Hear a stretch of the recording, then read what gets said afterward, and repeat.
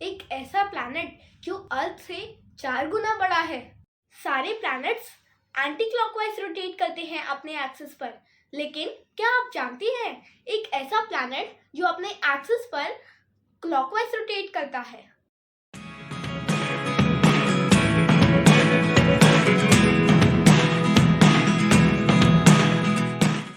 नमस्कार दोस्तों, आज हम बात करेंगे हमारे सोलर सिस्टम के प्लैनेट्स के बारे में और जानेंगे कई इंटरेस्टिंग फैक्ट्स।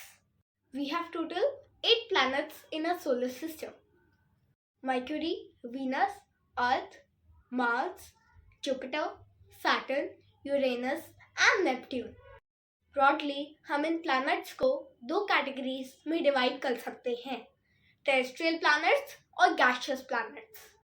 इन प्लैनेट्स की रोटेशन और रेवोल्यूशन के बारे में डिटेल्ड वीडियो हमारे चैनल पर अवेलेबल है। उसका लिंक आपको डिस्क्रिप्शन में मिल जाएगा। ये वीडियो देखने के बाद आप उसे भी देख सकते हैं। टेरेस्ट्रियल प्लैनेट्स वो होते हैं जिनमें कोई सरफेस या लैंड एरिया होता है, जैसे कि अर्थ का लैंड एरिया। गैसियस प्लैनेट्स वो होते हैं जिनमें गैसेस ही होती हैं, कोई ज़मीन या लैंड एरिया होता ही नहीं है। तो अगर हम इन प्लैनेट्स को इन कैटेगरीज में डिवाइड करें तो मर्क्यूरी, वीनस, अर्थ और मार्स टेरेस्ट्रियल प्लैनेट्स में आते हैं और जुपिटर, सैटर्न, यूरेनस और नेपट्यून गैसियस प्लैनेट्स में आते हैं। तो चलिए हम आज इन प्लैनेट्स को समझते हैं। मर्क्यूरी प्लैनेट सन के सबसे करीब है। ये सोलर सिस्टम का सबसे छोटा प्लैनेट है और सूरज के करीब होने की वजह से इस पर दिन बहुत गर्म और रात बर्फीली होती है। इस प्लैनेट पर एटमॉस्फेयर ना होने की वजह से यहाँ लाइफ पॉसिबल नहीं है। Next planet is Venus. Venus सूरज से दूसरा प्लैनेट है और अर्थ के सबसे करीब है और इसका साइज ऑलमोस्ट अर्थ के बराबर ही है। वीनस हमारे सोलर सिस्टम का सबसे गर्म प्लैनेट है। इसका टेम्परेचर तो 475 डिग्री सेल्सियस तक चला जाता है। वीनस का नेचुरल सैटेलाइट जैसे मून वो भी नहीं है इसका। इसके एटमॉस्फेयर की बात करें तो इसका एटमॉस्फेयर बहुत थिक है, जो कि 96% कार्बन डाइऑक्साइड और 3% नाइट्रोजन से भरा हुआ है।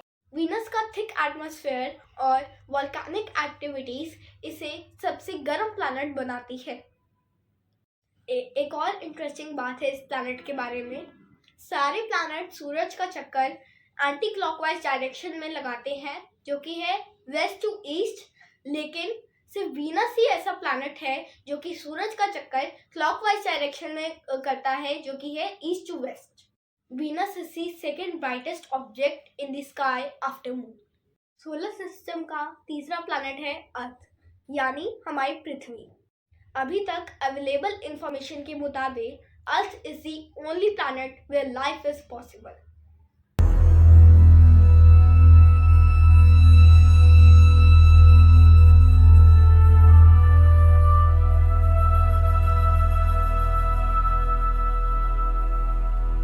अर्थ की अगर सूरज से दूरी की बात करें तो ये सूरज से 150 मिलियन किलोमीटर दूर है।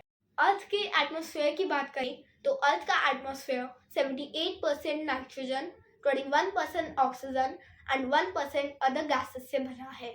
ये हमें सन और मीटियोराइट्स से आने वाली हार्मफुल रेडिएशन से बचाता है। अर्थ के बाद नेक्स्ट प्लैनेट है मार्स। मार्स एक रॉकी, ड्राई और कोल्ड प्लैनेट है। ये अर्थ के काफी करीब है। रात को आसमान में ये एज अ रेड पॉइंट की तरह दिखता है, इसलिए इसे रेड प्लैनेट भी कहा जाता है। इस प्लैनेट का सरफेस आयरन ऑक्साइड डस्ट से कवर्ड है। साइज की बात करें तो मार्स अर्थ से 2 गुना छोटा है। मार्स के 2 मून भी हैं, फोबस और डीमोस। मार्स का temperature range approximately -110 degree Celsius और 35 डिग्री सेल्सियस तक होता है। और हमारे सोलर सिस्टम का सबसे बड़ा वोल्केनो ओलंपस मोन्स भी मार्स पर है। Mars has season because of its axial tilt. Mars has an axial tilt of 24.9 degrees, which is similar to the axial tilt of Earth. Astronaut और साइंटिस्ट की research द्वारा ये हमें पता चला है कि मार्स पे थोड़ा पानी भी मौजूद है। मार्स पर डस्ट स्टॉर्म बहुत आते हैं और इनकी स्पीड 160 किलोमीटर पर आवर से भी ज्यादा हो सकती है। मार्स एक कोल्ड डेजर्ट भी कहा जाता है, लेकिन थिन एटमॉस्फेयर की वजह से यहाँ पानी का लॉन्ग पीरियड तक सरवाइव करना मुश्किल है। मार्स के बाद नेक्स्ट प्लैनेट है जुपिटर। जुपिटर सोलर सिस्टम का सबसे बड़ा प्लैनेट है और इसकी 53 सैटेलाइट्स हैं। ये गैसियस प्लैनेट है और अगर गैसेस की बात करें तो यहाँ हाइड्रोजन और हीलियम ज्यादातर मिलते हैं। जुपिटर की भी रिंग्स होती हैं, लेकिन वो इतनी फेंट होती हैं कि हम अपनी आंखों से देख भी नहीं पाते। जुपिटर और सैटर्न को गैस जायंट भी बोलते हैं। जुपिटर के बाद नेक्स्ट प्लैनेट है सैटर्न। ये सोलर सिस्टम का सेकंड लार्जेस्ट प्लैनेट है। सैटर्न के 53 मून्स है और एक मून तो मर्क्यूरी से बड़ा है। ये एक गैसियस प्लैनेट है और अगर हम गैसेस की बात करें तो यहाँ हाइड्रोजन और हीलियम ज्यादातर है। गैलीलियो ने सैटर्न को 1610 एडी में डिस्कवर किया था। सैटर्न के बाद जो अगला प्लैनेट आता है वो है यूरेनस। यूरेनस सोलर सिस्टम का थर्ड लार्जेस्ट प्लैनेट है। यूरेनस की ग्रेविटी अर्थ की ग्रेविटी से थोड़ी डिफर करती है। अगर किसी चीज का अर्थ पर वेट 45 केजी है तो वो उस चीज का वेट यूरेनस पर 41 केजी होगा। यूरेनस के मून्स हैं 28 और उसकी रिंग्स भी होती हैं, लेकिन वो रिंग्स इतनी फेंट होती हैं कि हम उन्हें देख भी नहीं पाते। ये प्लैनेट इतना कोल्ड है कि इसका एवरेज टेम्परेचर -200 डिग्री सेल्सियस से भी कम होता है। जैसे कि हम जानते हैं कि एक प्लैनेट के दो पोल्स होते हैं, नॉर्थ पोल और साउथ पोल। और यूरेनस के जो नॉर्थ पोल और साउथ पोल है उनके हर एक पोल पर डायरेक्ट सनलाइट आती है 42 ईयर्स के लिए और बाकी के 42 ईयर्स अंधेरे में रहते हैं।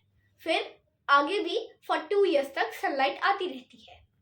यूरेनस के बाद जो आखिरी प्लैनेट है हमारे सोलर सिस्टम का वो है नेपट्यून।